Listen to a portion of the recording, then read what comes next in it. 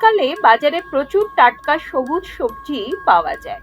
আজ শেয়ার করব একদম নতুন ধরনের শীতের স্পেশাল সবজি শিম দিয়ে একটি রেসিপি, যা গরম ভাতের পাতে অত্যন্ত সুস্বাদু। আজ বানাবো ধনে শিম বটি। নমস্কার বন্ধুরা, অ্যাপেটাইটের আরেকটি নতুন পর্বে আপনাদের সাদর আমন্ত্রণ। তাহলে চলুন তৈরি করে ফেলা যাক। এখানে আমি 250 গ্রাম একদম কচি ছোট শিম নিয়ে নিয়েছি। প্রথমে শিমের আঁশগুলোকে ছাড়িয়ে নিতে হবে। যেহেতু ছোট শিম নিয়েছি, আমি আর মাঝখান থেকে কেটে দুভাগ করলাম না। যদি আপনি বড় শিম নেন তাহলে শিমের মাঝখানে কেটে দুভাগ করে নেবেন। সমস্ত শিমের আঁশ ছাড়িয়ে ধুয়ে রেখে দেব। অপরদিকে একটা পেস্ট তৈরি করে নিতে হবে। তার জন্য নিয়ে নিয়েছি 1 আঁটি তাজা ধনেপাতা, 1 মুঠ পুদিনা পাতা, ছোট একটি টমেটো আর 5 থেকে 6টি কাঁচা লঙ্কা। শীতকালে বাঙালি পরিবারে শিম দিয়ে নানা ধরনের উপাদেয় পদ তো তৈরি হয়েই থাকে। শিম বাটা, শিম ভর্তা, শিমের পাতুরি বা শিম চচ্চড়ি আমরা বানিয়েই থাকি। কিন্তু এক এক বাড়িতে এক এক রকম ভাবে পদগুলি তৈরি হয়ে থাকে। আজকে আমি এই ধনে শিম বটি একটু ভিন্নভাবে বানাবার চেষ্টা করেছি। একটি ব্লেন্ডিং জার নিয়ে তাতে কেটে রাখা টমেটো, কাঁচা লঙ্কা, ধুয়ে রাখা পুদিনা পাতা আর ধোয়া 1 আঁটি ধনেপাতা দিয়ে বিনা জলে ভালোভাবে পেস্ট করে নেব। অপরদিকে গ্যাসে কড়াই বসিয়ে তাতে দিয়ে দিলাম 3 চামচের মতো সর্ষের তেল। সর্ষের তেলে এই পদটি করলে স্বাদ বেশি ভালো হবে।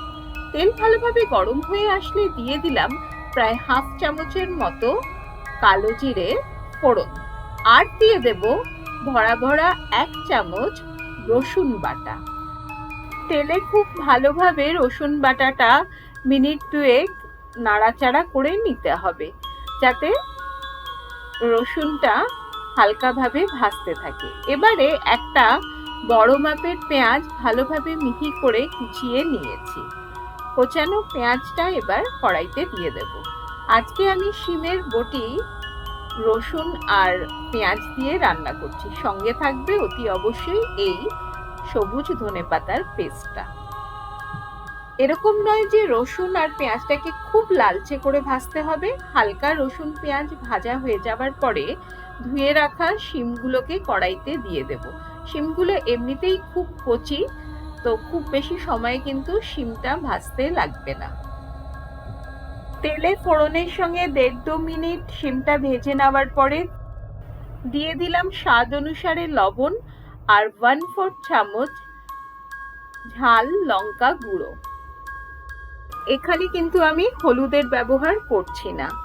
লবণ আর লাল লঙ্কা গুঁড়োটা একটু ভালোভাবে মিশিয়ে নেওয়ার পরে গ্যাসের ফ্লেমটা লোতে করে জাস্ট ঘড়ি ধরে 3 মিনিট একটু ভাপিয়ে নিচ্ছি। এতেই কিন্তু শিম ভালোভাবে সেদ্ধ হয়ে যাবে। তৈরি করে রাখা সবুজ পেস্টটা এবারে কড়াইতে মিশিয়ে দেব আর খুব ভালোভাবে শিমের সঙ্গে পেস্টটাকে মিশিয়ে দিলাম। গ্যাসের ফ্লেম এ সময় কিন্তু আমি মিডিয়ামে রেখেছি। ঝাল ঝাল হালকা টক দারুণ সুস্বাদু এই ধনে শিম বটি গরম ভাতের পাতে কিন্তু পুরো মুখ ছেড়ে যাওয়ার মতো একটি পদ। স্বাদটাকে ব্যালেন্স করার জন্য মিশিয়ে দিলাম সামান্য চিনি আর 1/2 চামচ আমচুর পাউডার। সমস্ত কিছু আবারও ভালোভাবে মিশিয়ে দিতে হবে। দেখুন, এবারে কষে গিয়ে শিমের বটিটা গাঢ় সবুজ রঙের হয়ে এসেছে আর যে এক্সট্রা জল ছিল সেটাও কিন্তু ভালোভাবে টেনে গেছে। এবারে 2টো চেরা কাঁচা লঙ্কা এর মধ্যে মিশিয়ে দিলাম। এটা জাস্ট ঝালের জন্য না, গন্ধের জন্য। কাঁচা লঙ্কার গন্ধটা তো খুবই ভালো লাগে। এবারে শীতে এভাবে একবার ধনে শিম বটি বানিয়ে দেখুন, স্বাদ বহু দিন মনে থাকবে। গরম গরম ভাতের প্রথম পাতে টক ঝাল মিষ্টি এই নতুন ধরনের শিমবটরি এবার শীতে কিন্তু অতি অবশ্যই বানিয়ে দেখবেন। মুখের স্বাদ বদল হতে বাধ্য। আজকের উপস্থাপনা আপনাদের কেমন লাগলো অতি অবশ্যই আমাকে কমেন্ট করে জানাবেন। যদি ভিডিওতে কিছু ভালো লেগে থাকে তাহলে একটি লাইক দিয়ে অনেক অনেক শেয়ার করবেন। আমার চ্যানেলে যারা নতুন ভিউয়ার তাদেরকে রিকোয়েস্ট করবো চ্যানেলটিকে সাবস্ক্রাইব করে আমার পাশে থাকার, যাতে যখনই আমি নতুন কোনো ভিডিও আপলোড করব আপনাদের কাছে নোটিফিকেশন পৌঁছে যাবে। আজ তাহলে এ পর্যন্তই। ধন্যবাদ।